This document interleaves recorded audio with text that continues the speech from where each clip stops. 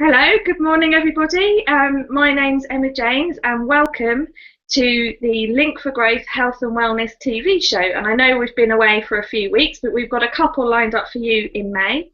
And today we're going to be talking about mindset and food. And we're very, very fortunate to have two absolutely lovely guests with us today.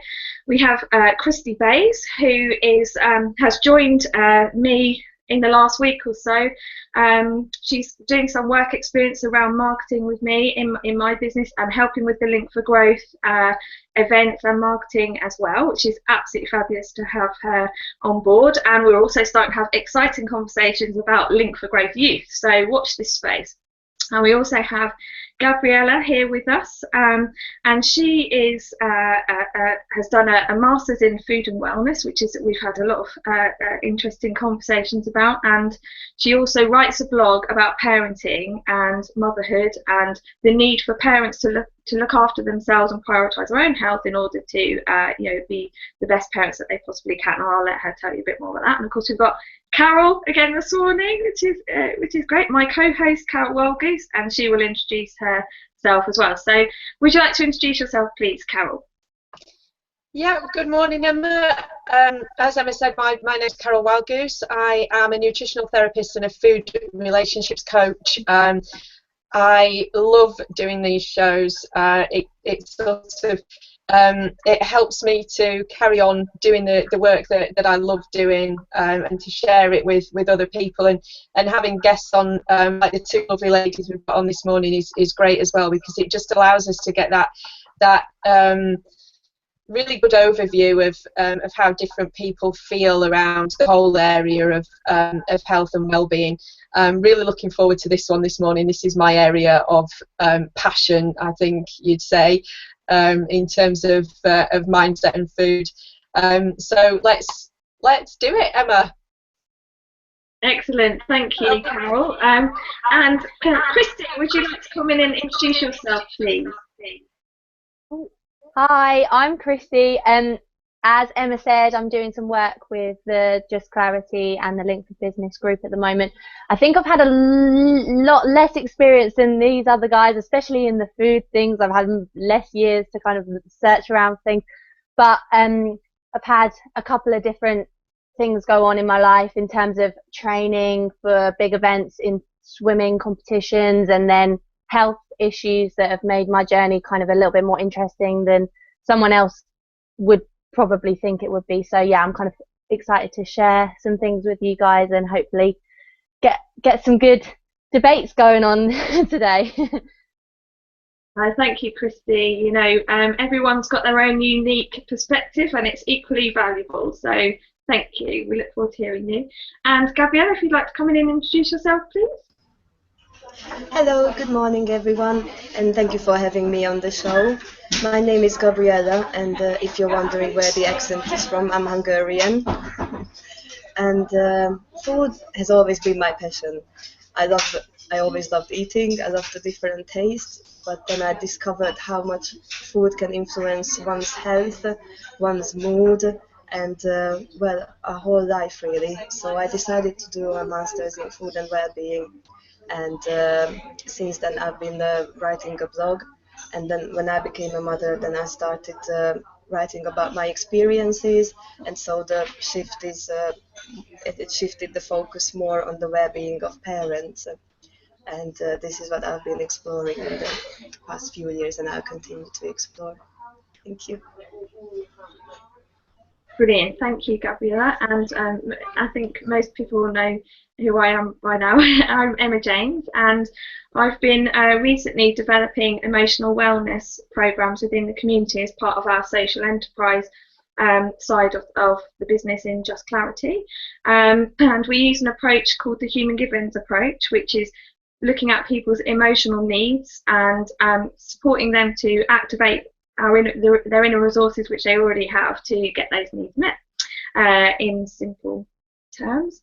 And so, you know, my interest in wellness is quite broad, and I've also had my own experiences with food over the years, and we'll come to that in a bit. So today's show, as Carol has briefly talked about is all about mindset and food. You know, the way that we think about food, the things that we're told about food, how we categorise food. So I'll hand it back to you, Carol, to kick off the discussion. Thanks, Emma. Okay, so I think we're going to start with what we kind of think around food and diet, and that's certainly something that caused me a lot of problems for about 20 years, was the whole issue of how food is viewed and how I viewed food and what it would do to my body, and concentrating on different things at different times that that I thought were going to be of benefit to me and perhaps weren't. So I think I'd like to ask Gabriella first. What do you think about when you think about food and diet, Gabriella, and has that perhaps changed over the years? Yes, it has changed. When I was growing up, food was just an essential thing that keeps me going, and then it became something that can influence my health, something that's associated with pleasure, and because I think that's a very important aspect of food, and for example the social aspect of sharing food. And diet, the word can be used to say, for example, a weight loss regime, so you go on a diet to lose weight, but diet also means the food you eat on a daily basis. So, for example, I follow a healthy diet. So I believe it's a very, very broad thing.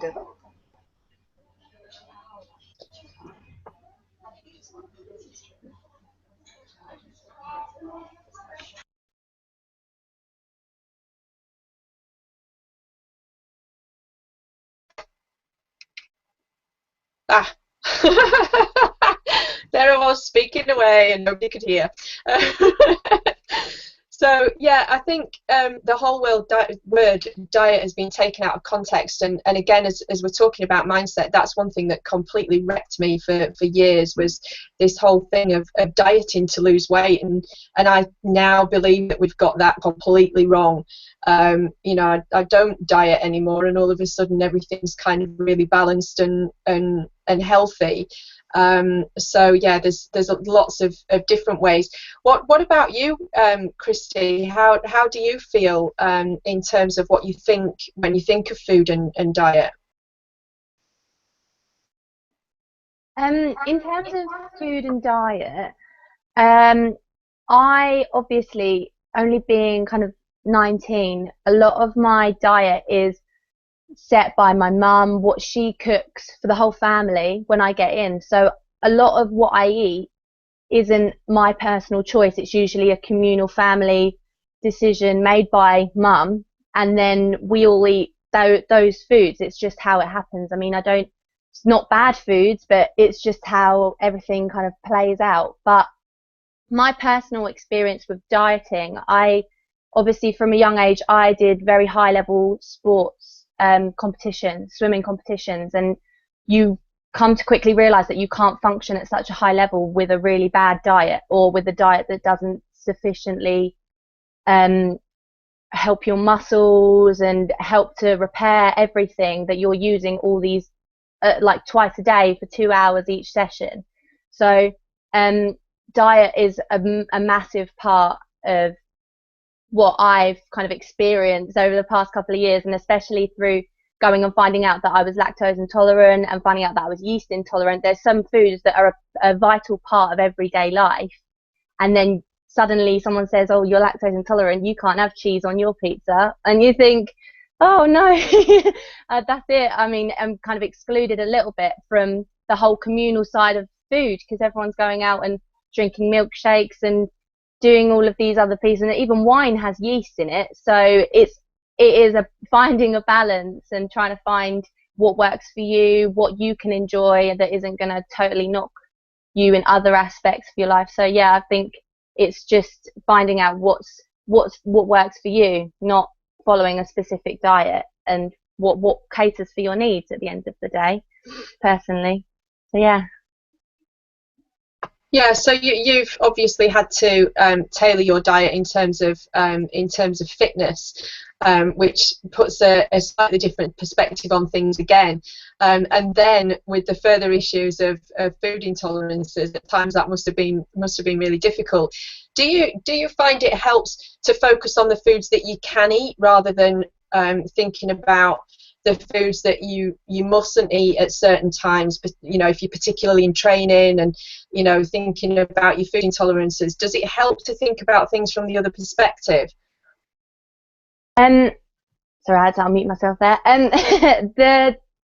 In terms of thinking about, yeah, trying to block out the bad foods or the foods I shouldn't be eating, I don't usually block them out. I just eat other things. I'll never focus on the fact that I can't drink milk or I can't do this, because I think a lot of it is placebo. Because if you know that you've eaten it, that you shouldn't have eaten it, then I'll sit there in bed at night thinking I feel rubbish because I've drunk a glass of milk earlier on in the day that I shouldn't have drunk or whatever. And it's a lot of it's mindset in terms of, you know, it's bad for you, so you think that you should feel bad about eating it afterwards, which makes it even worse. So yeah, if I feel like having a bar of chocolate or something, I'll have it. But if I feel ill later on, then that's just the way it is. I'm not gonna totally restrict myself completely, just for the sake of feeling a little bit better about myself in the long term. Yeah. So. Oops. Yeah, totally get that, completely get that, and I think we could all do that a little bit more is really getting that balance and thinking sometimes it's okay because actually depriving yourself can make you feel worse. So we're going to come back to a couple of the points that you've raised as well there, Christie, in the next question. You've raised some really good points. So I just want to go to Emma first of all and ask Emma the same question about, you know, how do you feel, Emma, when you think about food and diet, and has it changed, you know, sort of over the years?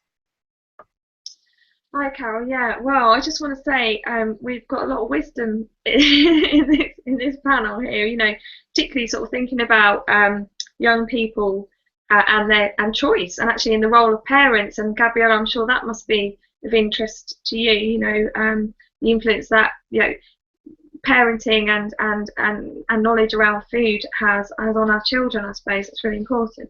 Anyway, to answer the question that you've put to me, not that it's avoidance, of course. Yeah, I mean, I've had a roller coaster relationship with food. That's been the story of my life in many aspects, really, but it won't surprise you. So, and I think you know, it's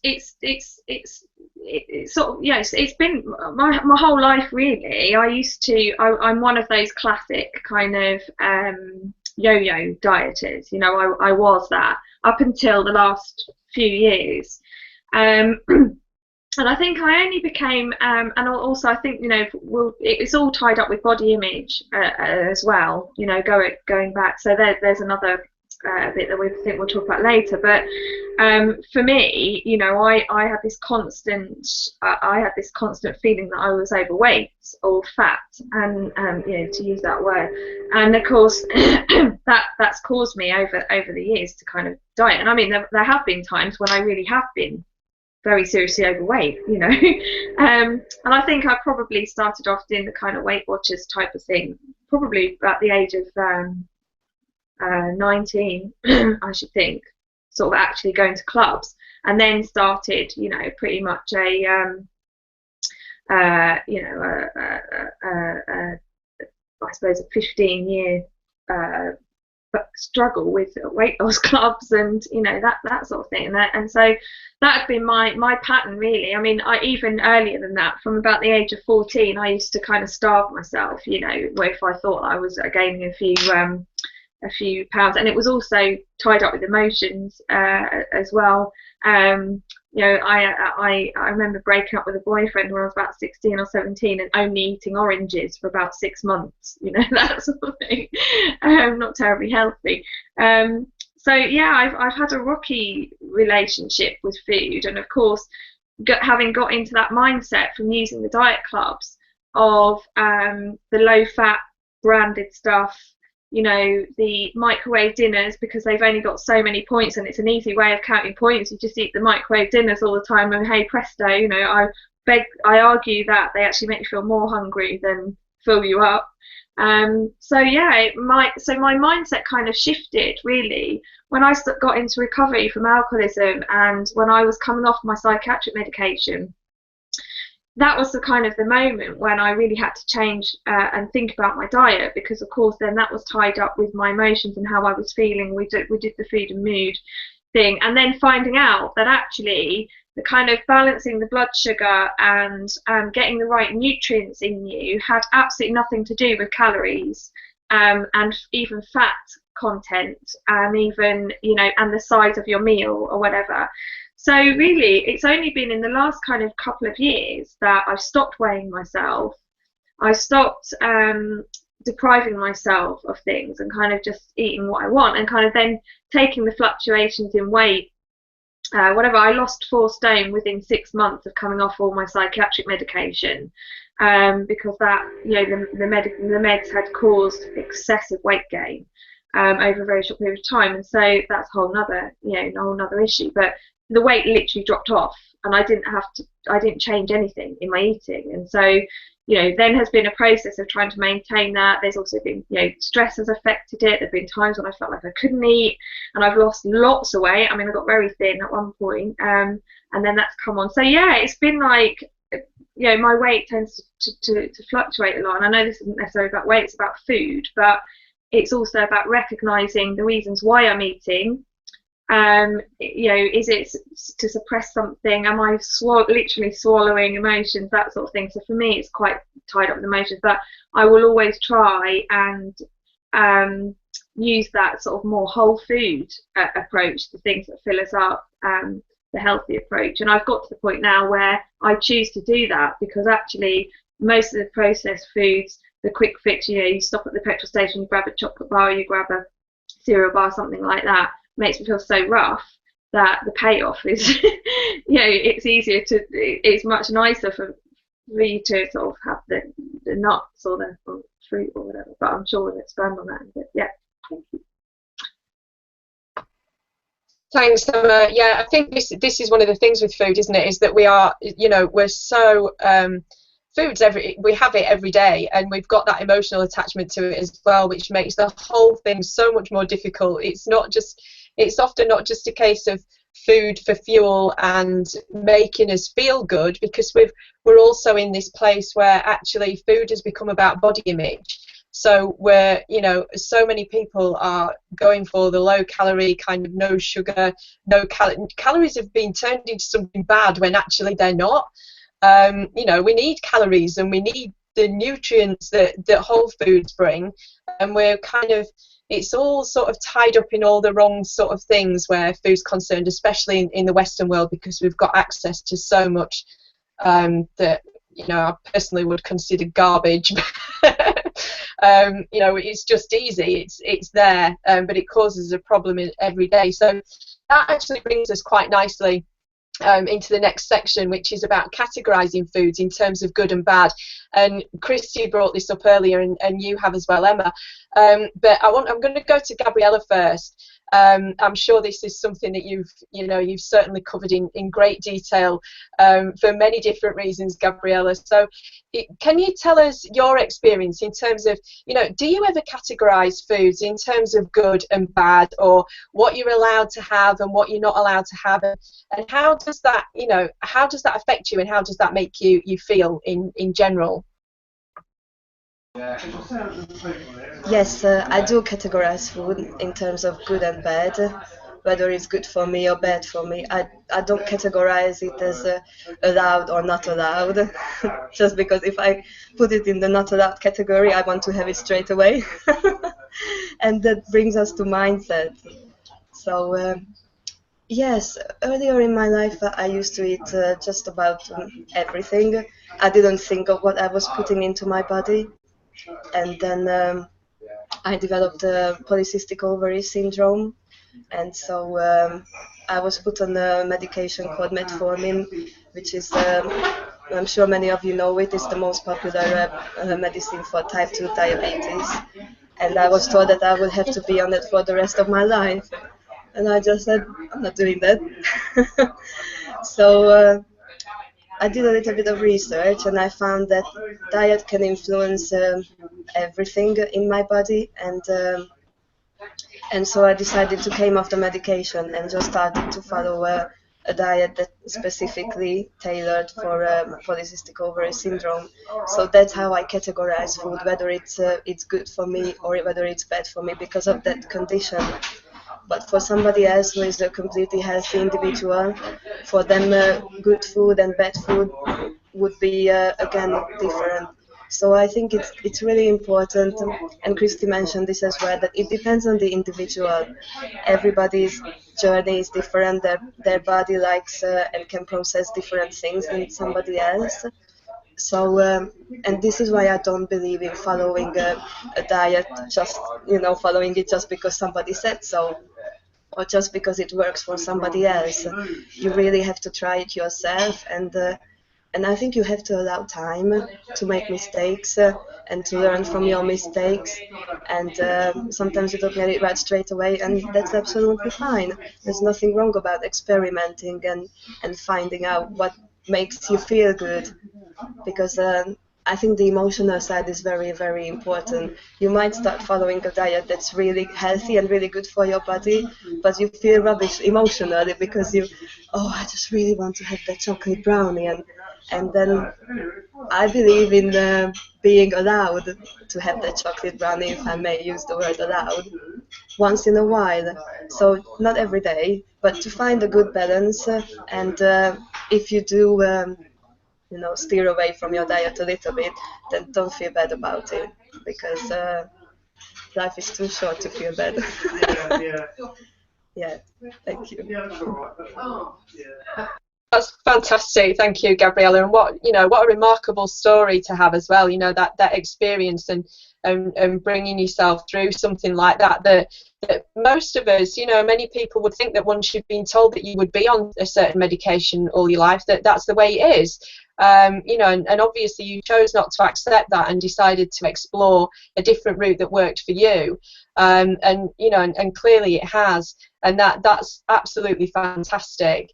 I applaud you for that. It's absolutely brilliant that you've managed to do that.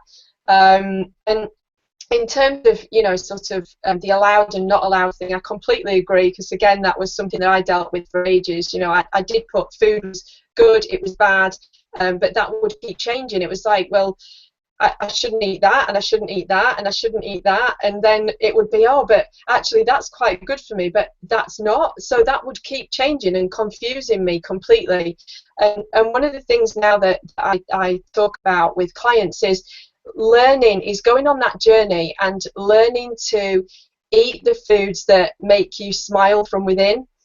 And really kind of light you up, and you feel genuinely good. It's not that 2-second hit that you get from a chocolate bar every day. It's that lift of energy, that lift in your spirit that makes a difference, and it is an individual thing, as you said. I completely agree with that. So Christie, let's go to you, because this is something that you brought up a couple of times within our last chat. So if you'd like to tell us what your feeling is on this. Well, like everyone was saying, it's in terms of good and bad, I don't actually categorize it in good and bad, again, because I think a lot of growing up is food's used for reward. So like if you're younger and you've done something good, your mum says, okay, you can have a chocolate bar, or you can have a sweet from the sweet cupboard, that kind of thing, like that reinforcement that this food's reward, this is a little and often thing, it doesn't come around a lot, like that kind of food makes it more tempting. And if you put it in the bad category, like you were saying, if it makes you want to have it just because you can't have it. So especially with my lactose intolerant, if I look at a food and say that's got milk in it, I shouldn't have it, it makes me want it much more than I would have done if I'd just looked at it and said, oh, okay, well, I'm not really feeling like that today. So I don't ever really categorize good and bad.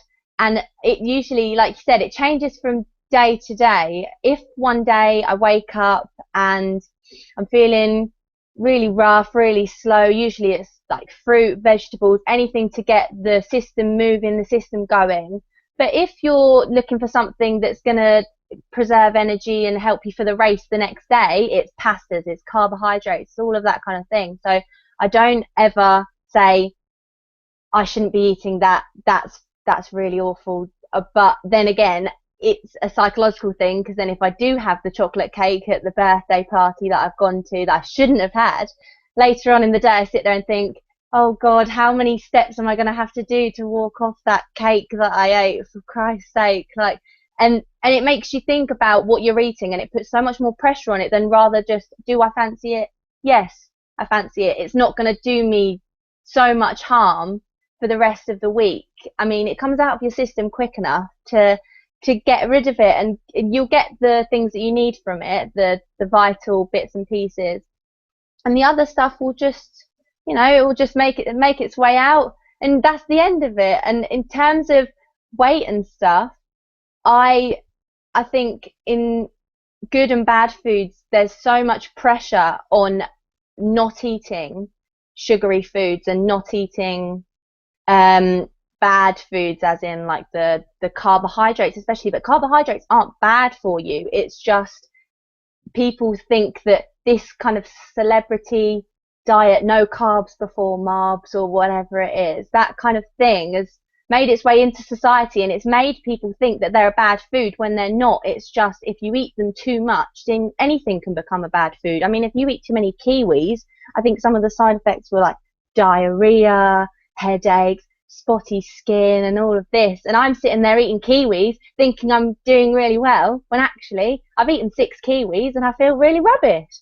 So it's all about moderation, I think. And if you start to make it about good and bad, you're never going to find what works for you, because you're never going to let yourself try that little bit that might give you that boost. And sometimes you need a Red Bull or something when you're falling asleep during the day, or even a coffee. Coffee's not brilliant, but it is something that sometimes you need the lift, you need the pickup.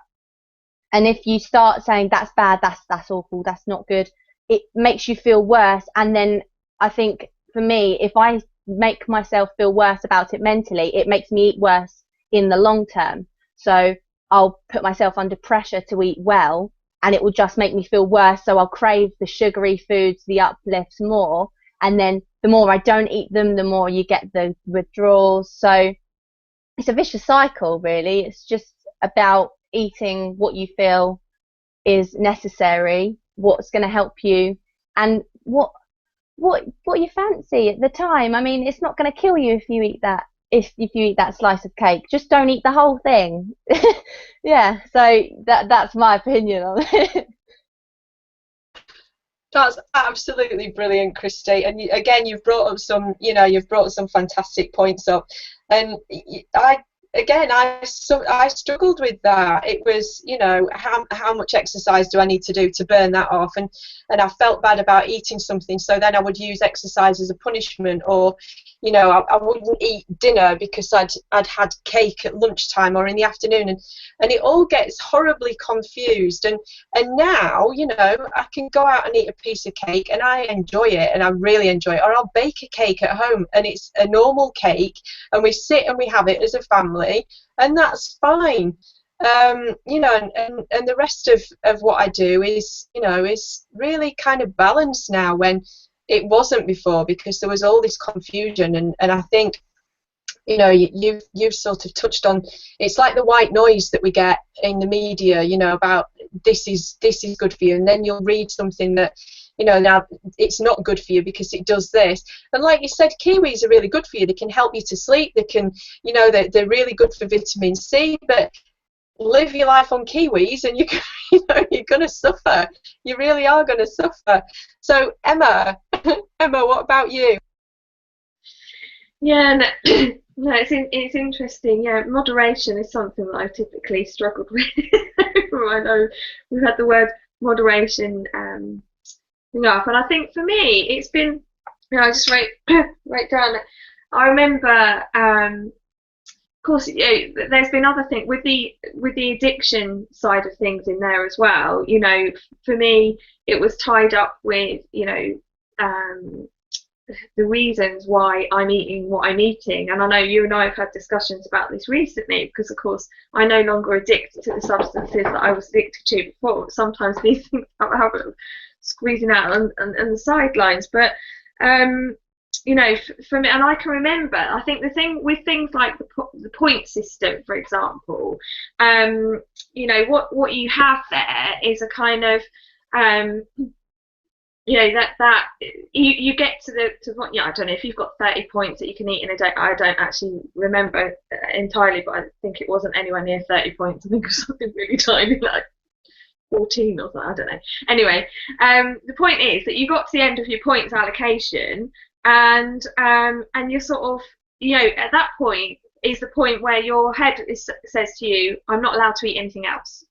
And of course I lived like this for many years. I'm not allowed to eat this, I'm not allowed to. It was that, and it was almost, for me, dieting was almost like a form of punishment and torture, because instantly you tell an addict they can't have something, you want it, and it's not just, I believe we all have an addictive, we all have something addictive within us. We all do, to a greater or lesser degree.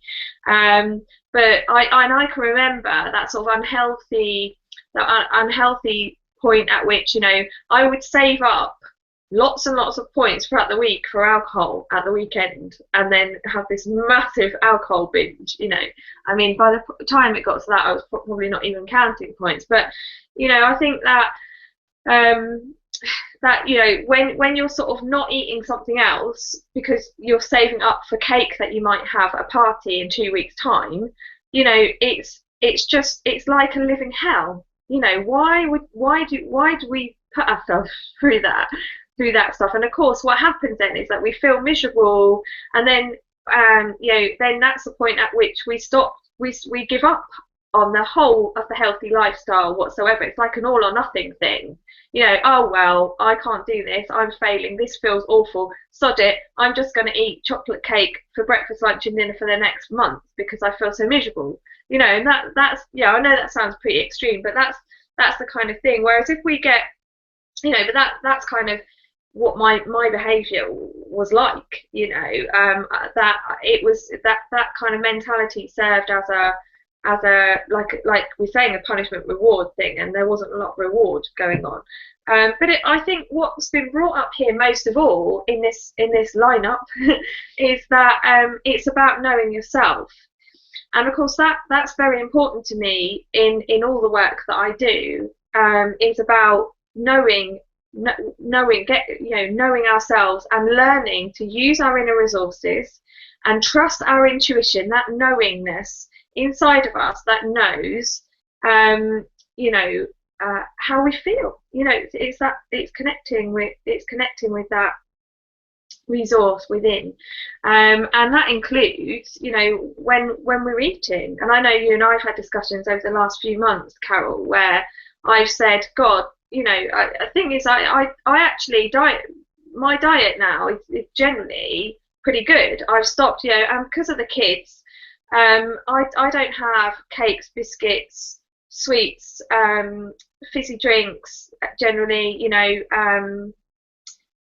ice cream, things that I don't generally have that stuff as a stock ingredient in my cupboard, which I used to, before. And so, and a lot of that was because I could see, particularly one of my children had a massive sugar addiction, and I thought, well, if I don't have it here, they can't have it. It's just, they have to eat something else. And also knowing that actually, although I enjoy a Coke when I go out to the pub, I don't drink alcohol, so I not like to have a Coke or whatever. I don't tend to have it sitting around the house and things like that. But things like, I said to you, I think a few weeks ago, oh my God, Carol, it was like midnight and I found some ice cream in the freezer and I just sat and ate it with a spoon, I sat and ate, I don't know, Ben and Jerry's salted caramel ice cream or whatever. And of course, these days, before, I wouldn't really taken much notice of it, you know. And I said to you, well, I haven't done that. I can't remember the last time I did that kind of behaviour, you know. And then felt a little bit rubbish with myself about it the next day, and then looking at what was going on emotionally, and I think we've talked a lot about, it's all about awareness, knowing yourself. Okay, I know why I did that, you know. It was a bit of comfort, but equally going, fine, it's the first time I've done that in years. I ate ice cream because I felt a bit shit, so what, you know what I mean? I have an awareness. Today's a new day, and then we move on, you know, and that's it. In the big grand scheme of things, it doesn't really matter, you know. If we're doing that, if we're eating a tub of Ben and Jerry's every night for 3 months and then complaining that we've put on 3 stone and we don't know why, then there's something else going on there. Do you know what I mean? So it's all about knowing ourselves, and each day is a new beginning, essentially. So if we ate a bit rubbish yesterday, then we start again today, and but with the intuition, not with that I'm back on a plan, you know, but okay, I'm just going to eat what makes me feel good today. I think so. That's my take on it, really. So I tend not to have good and bad, and if I am or not allowed and not allowed, and it equally, you know, as Gabriella said, it's about our own individual body, and I always harp on about us being individuals. You know, there's no blanket approach for anything, and I take this stance with our emotional health and medication that we're given and everything else. There is no one fix. There's no fix for a start, and there's no one solution for every single person that's going to work. We are all so different, and when we activate our inner resources and our guidance system to know what's good for us, then we're going to operate at optimal health at all times. And that's my take on it, really. Yeah, totally agree. There's some brilliant stuff coming out this morning, and you know, it's along the lines of what I teach, and you know, how I help other people. And it is so important. This whole mindset thing around food is so important. We're made to feel by, you know, right from when we're babies even, that, you know, that dieting is the only way that you're going to lose weight. And it, you know, when you start to become quite body conscious, you know, in your teens, I think even before that for me, actually, my first experience of being called chubby was when I was 6 years old, and I was actually suffering from juvenile arthritis, so I couldn't move around that much. So yeah, I did get, you know, I was a little bit more weighty. But I remember having that issue at that time, and then it following me through my life, and feeling that the only way that I could lose weight was to restrict myself from food. It became almost all food at some points. You know, I could barely eat because it would contain calories, or there'd be fat in it, or, you know, whatever it was that was going through my mind at the time. And learning, as we've all said this morning, learning about yourself and what works for you is one of the most important things, because, you know, what works for me in terms of what I put into my body doesn't necessarily work for someone else. It wouldn't work for Gabriella, wouldn't work for Christie, because she's got different, you know, she's got the sports to think about, and also the, you know, food intolerances on top of that. We are all individuals, and it's about time that we were allowed to be that way around diet and everything else in life as well. That's, you know, something that I'm really quite passionate about in terms of you can't dictate to people what they must eat. We can guide and help, and there are certain foods which will help certain people, but, you know, it is different for everybody. And again, I think that brings us really nicely onto the last section of the show, and I think I'm going to start again with Gabriella, if I may. And it's about our beliefs around food, and how do you feel that your beliefs around food actually affect your mood and your emotions? Do you think it has any effect, and what do you think those effects are? Okay, so my beliefs around food. Um, well, I believe our body is a temple, and we need to treat it right so it can serve us well. So whatever makes me feel good, I will put into my body, and whatever doesn't make me feel good, I will not. And I think it all comes down to self-love, and whether you love yourself enough to make these conscious decisions and to treat your body nicely.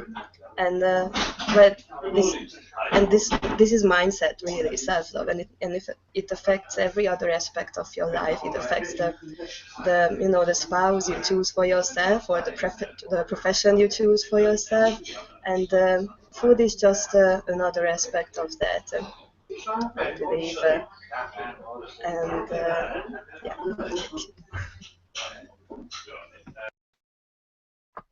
Thank you, Gabriella. Thank you so much. Yeah, again, it is, you know, as you mentioned, it is all to do with mindset, and people do often think that when, you know, I sort of post pictures of smoothies and salads on my website and on my Facebook page, and I have to keep making comments that it's not about what calories there are in those things. It's not about, oh, I have to eat salads because I want to maintain a certain weight. It's actually what's in that makes me feel really, really good, because it's giving my body what it needs. And turning people onto that can be difficult, because we do have this whole thing of, you know, we shouldn't be eating the calories and the fat. Sometimes if people could see how many calories I consume in a day, they would be absolutely blown away, you know. And I think if I sat down and thought about it too much, it would, you know, I think, oh my goodness. But it's because I'm just packing in as much good food as I possibly can, and it's done me no harm whatsoever, none whatsoever. And it is about, there's a very big difference in telling yourself that you can't have something because it's bad for you, and choosing not to eat a food because it doesn't make you feel great. There's a massive difference to what that does in your brain. We are humans. As humans, we are hardwired to abundance, and if we're told that we can't have something, we don't like it. So we need to get it. We'll do everything that we can to go out and get it. So it is about changing your words, and as you said as well, loving yourself enough to put that great food into your body, because it is often about that. When things are going wrong, you feel bad and you put bad stuff in because it's a form of self-abuse. And you know, so yeah, so Christie, let's hear from you, please. Almost forgot to unmute myself there. Yeah, I completely agree with all of what Gabriella is saying. A lot of, I think, we're so bombarded with the quick and easy microwavable meal, as you were saying, Emma, and the processed protein bars, but they have the tons of sugar and stuff like that is so accessible nowadays. So it's so easy to just have this really relaxed relationship. Oh, I'm just shopping through Tesco's. Oh, I'll just have that. Oh, I'll just have that. Oh, I'll just have that. Instead of actually thinking, well, if you read the packaging, how many 20-letter chemical words are there beginning with the letter X on the back that you don't have a clue what the hell they mean? And you read it and you think, I'm actually putting this stuff into my body. Do I have any clue what this man that produced this bar has been? He might have put, I don't know, anything, any kind of chemicals. And I mean, obviously they're not going to be harmful, but they can't be any good for you. So I'm totally, I mean, I'm a bit biased, as I love all whole food. I went on a gluten-free diet for about 1.5 years, and it changed my life, because if I had sat there before and someone had put a sandwich in front of me and said, it's a sandwich, it's chicken, lettuce, bacon, ham, or what else is nice, you know, tomato, all of those like things that you think, oh yeah, they're good foods, but the bread for me made me bloat. I look like the Michelin man after I've eaten bread. It's ridiculous. Like it does things to me that are, well, that it doesn't do to other people. You see what I mean? So like bread, people see it as, my mum's making toast every morning, and doing all these sandwiches, and I say, Mum, I just want a wrap. I just want something that's not bread. I would have all the bits in between, but I just can't, it doesn't work for me. My body can't process it.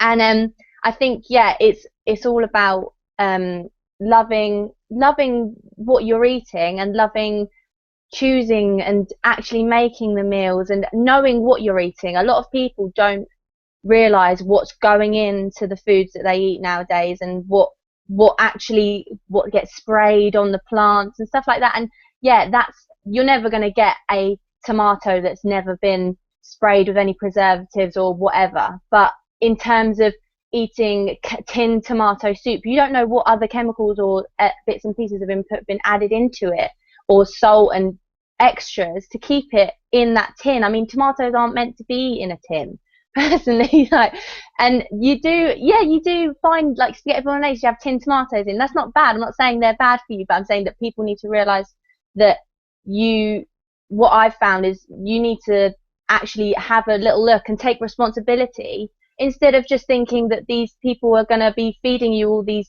goodness and the Weight Watchers, and it's all going to be down to them to provide you with the diet that you need. You need to actually say, right, what works for me, what foods are good for me, what foods are bad for me, what foods make me think, oh God, I feel like I've got brain fog, or my skin's really bad. Because it doesn't just show out in your weight, it shows out in your performance, your mental thinking, your skin. My skin gets really bad when I eat rubbish foods, which mainly just puts me off, because you think, I don't want to put up with it for a week or two.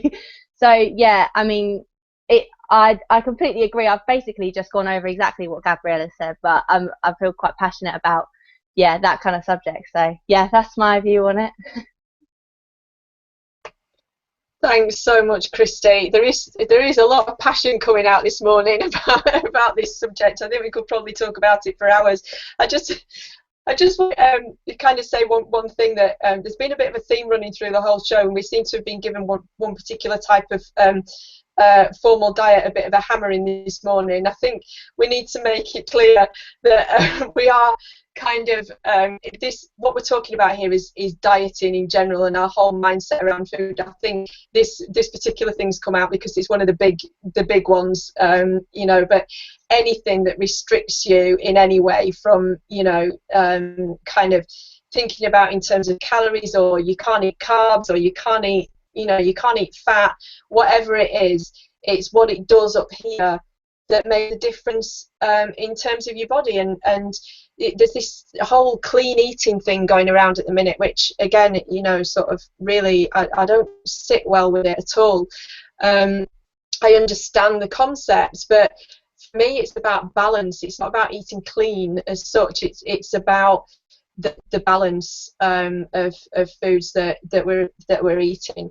You know, and you, Christie, the point that you brought up about families is, you know, family food is a sharing thing, and it can be difficult for mums who've always done things a certain way to understand that actually that's not working for everybody that's in the family.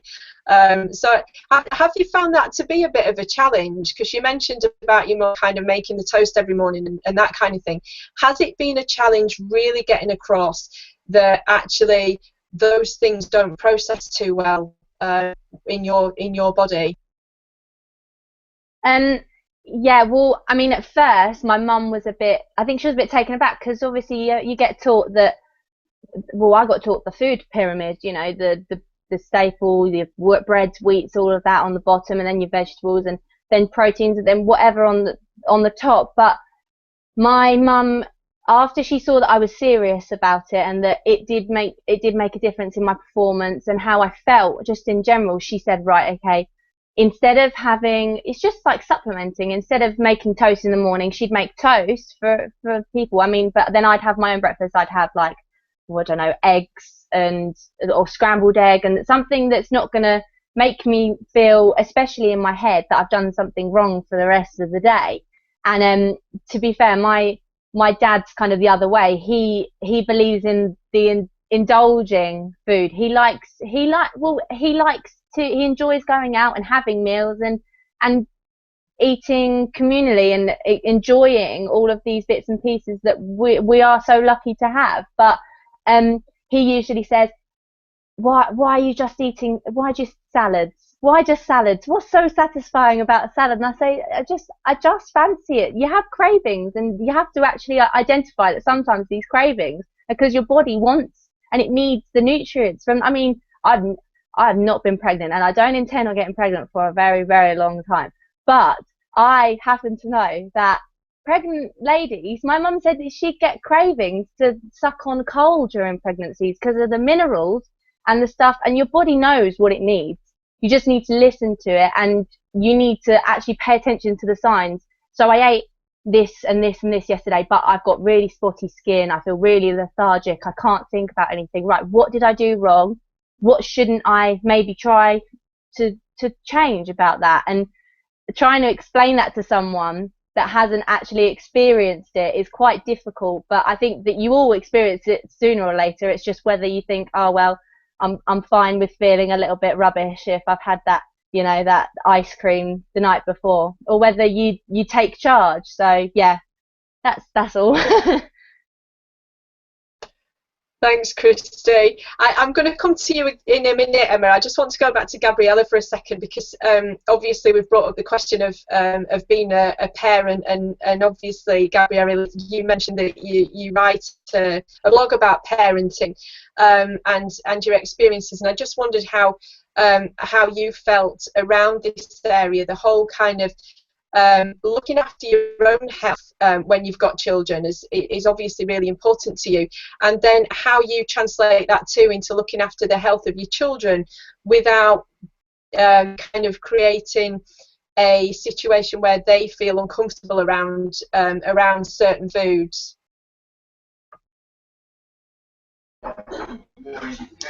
Okay, I have always been very conscious about what food I was feeding to my little one, and the reason for it is also because my mother-in-law died very young, in her early 40s, in bowel cancer. So we know that there is a genetic factor that we need to think of. And so I was breastfeeding my boy for a very, very long time. And for the first 3 years of his life, he didn't eat any sugar. He didn't have any chocolate, any cakes, anything. And then, of course, he started nursery, and now that's all he wants. But at least for the first 3 years, I try to do my best, and he eats all the vegetables, he eats all the fruits and all the meat, and now in nursery he does get the dessert every day, but the way I balanced it out is that I try not to give him anything like that at home, because now that he's 4 years old, I can't tell him. He doesn't understand that mommy doesn't want you to have that, so don't have it, it's bad for you. But I don't want to put ideas like that in his head. But I'm very, very conscious of what food we are eating as a family, also because of my husband's health and my boy's health and my own health as well. So it affects our everyday life, but it's a conscious decision, and we're all used to it, and we still eat a lot of very, very nice and enjoyable meals, but instead of sugar I might use honey, I might use stevia, I might use dried fruits. So there is a lot of ways around things, and you can always tailor your meals to suit your needs, really, so you don't feel like you're missing out so much. That's what I would recommend to everyone. If you're really missing the taste of chocolate, for example, you can buy raw cacao, and you can use that with the coconut oil, for example, and a drop of honey, and you make something really, really nice and sweet that actually tastes like chocolate, and it's good for you. So experiment. Thanks, Gabriella. Again, it seems like we're on the same lines. I make chocolate at home all the time, and we really enjoy it. The raw cacao and coconut oil with honey is fabulous. In fact, my husband says it's his favourite chocolate, and he's a massive chocoholic. So. So yeah, I think, you know, it is important that we pass this on to our children to be as rounded and balanced as possible. I did get, at one point I got a little bit overzealous with it and tried to, you know, didn't want her to eat anything that contained white sugar and that sort of thing, but now it's a little bit more relaxed, and they're more happy now to eat the vegetables and what have you that we serve at home, and the alternative desserts that we serve, because they know that they're not banned from having the other stuff. It's and they don't feel like they're missing out. So thanks very much, Emma. We're coming to you now. Are you ready? Yeah, thanks, Carol. It's been a great show. There's so much actually that's come up, because I'd like to say things about the parenting and sort of how we're influenced and how we influence our children, and also when they go into the world and making their choices and all that sort of thing. And of course, we can only do our best when they're bombarded. I mean, I had a similar discussion around gender actually, and in terms of all the girls were given dolls one Christmas at preschool, and all the boys were given an action hero with a gun one Christmas by the team. And it was really nice. It was a lovely, generous present. But it was, the thing is, what happens is slight digression. How we choose to bring our children up in some way. And I wanted my kids had my boys. I've got 3 boys, had dolls. They had pushchairs. They even had Barbies. Even though I'm not entirely comfortable with the Barbie image, but they wanted it, and and of course, they go out in the world, and all of a sudden they're given, you have to be an action hero, and you have to have a gun and everything else at the age of kind of 3, and then the girls were given pink fluffy things, and I suppose, and of course it's at that point that I realised, gosh, the things that I try and instill in my children from birth. When they go out into the world, all we can do is equip them with the information, whether it's food, whether it's preferences, or in any way, we can only do the best that we can, and hope that we give them a grounding in what they need to, what's going to serve them well, and then they make their own choices as they grow up from an informed position, I suppose, and then they make their own mistakes and have their own learning along the way as well, and that's all fine. So I did say a bit about that, but for me it was some of the things that have come up around self-love. That's really important, and that kind of feeds into the body image as well, and I think we've had conversations, haven't we, about thinking, and the thinking for me is really important, and it's been touched on in a way, I suppose, about how we judge the food that we put in our bodies is going to make us feel a certain way because we think it is, and we I think quite often we attribute, it's how we attribute things to certain foods, and of course it kind of works both ways really. And so if you're sort of sitting there if you're on a diet plan, and I'm not going to say the name again, it's the one I've used mostly in my life. I've used other diet plans, but it's one everyone, it pops into your head, doesn't it? You sit there and you kind of go, oh God, I hate salad. I'm going to have to eat salad all the time. It's just, disgusting. And interestingly, since I've stopped dieting as such, my absolute favourite thing is to get a big plate of salad with like potatoes and fish and put balsamic vinegar and olive oil on it. And of course, I absolutely love that combination of the oil and the balsamic with the salad. But of course, I wouldn't have done that before, because all I would have been able to have was half a teaspoon of low-fat mayonnaise on my salad. Do you know what I mean? And the olive oil would have been like, no, can't have that. So, of course, it's just a different way that we view things, and now I'm quite happy to do that. But how we think about what we put in out, and of course the difference with those good fats, those good oils, is that our body can actually process them and use them and send it out around our body to do wonderful things to our minds and our whole system, rather than we're holding on to kind of hydrogenated fats and all that sort of thing in the other stuff. And of course, I sort of have to touch on addiction a bit here, and the kind of overeating thing, and sort of self-destruct button that's been touched on a little bit. And so, you know, this sort of finishing up around the emotional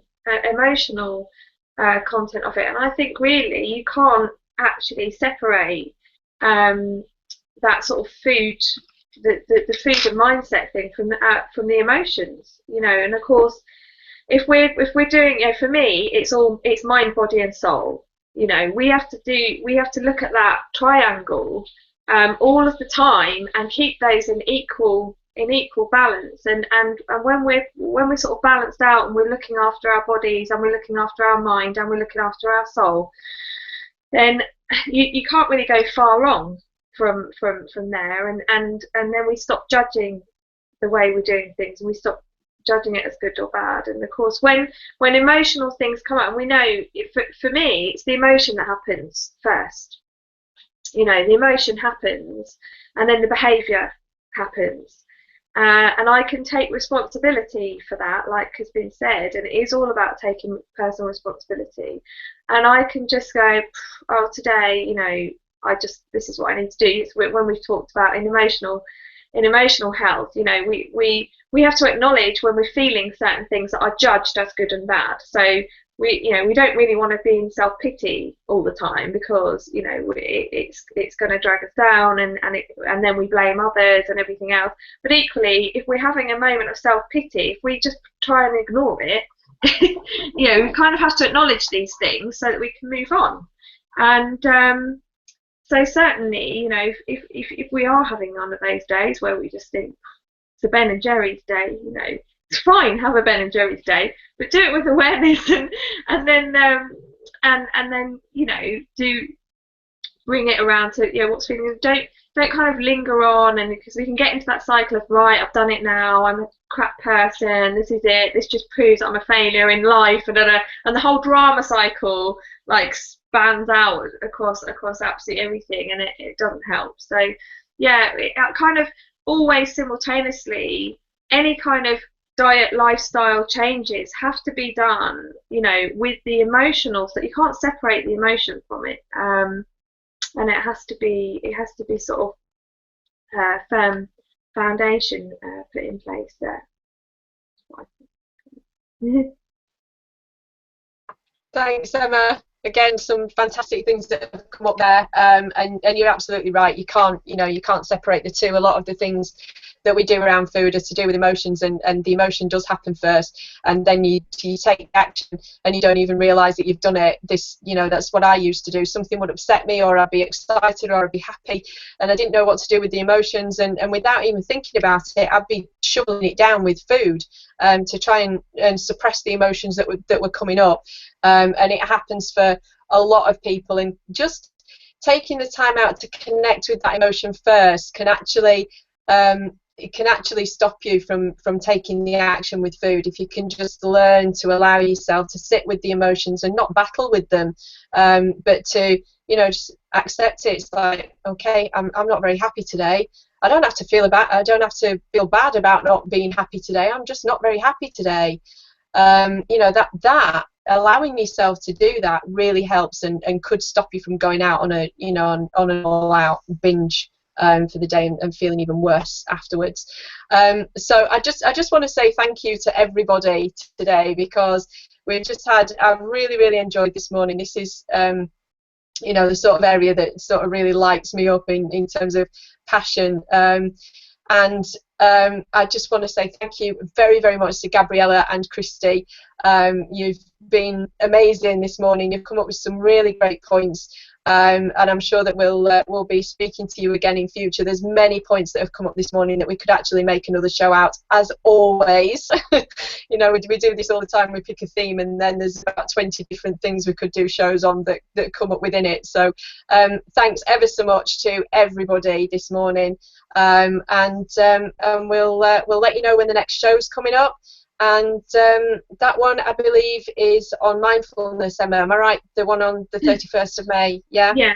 The next show is on the 31st of May, and it's going to be around mindfulness. And we have currently have two guests, Sue Ball and Suparna Dar, who are both in Link for Growth. So, excuse me. that's going to be a nice show in a few weeks' time. But yeah, again, no, thank you ever so much. And I know it was a bit last minute for you both, but it's been a real pleasure to have you on today. It's been absolutely brilliant. So, do you want to come in and say a farewell, Christie? Yeah, thank you so much for having me, Emma and Carol and Gabriella. It's been brilliant. Yeah, it was a bit last minute for me, so I hope that all I've said has made sense to you guys, and I'm not too crazy, and you've actually understood what I've said. But yeah, no, it's been brilliant, and working with them is an absolute pleasure anyway. So working with Link for Growth and hopefully developing Link for Growth and the youth side of it should be really interesting. So yeah, hopefully see more of you guys in the future. Thank you for having me. And thanks, Christie. It's brilliant. It's lovely working with you too. And Gabriella, would you like to come and say farewell? Thank you very much for the opportunity to be a part of this show. I'm truly passionate about this subject, and I love talking about it, and I love to raise awareness. And yeah, thank you again. Brilliant. So that's us kind of over and out then for the day. So have a good day, everyone. And if you have any questions or any ideas for a show, or you'd like to be a guest on the show, then please do contact Carol or I through Link for Growth, or come and find us on our Facebook pages and drop us a message, and that would be absolutely brilliant. We'd love to see you. Okay then, see you soon. Bye.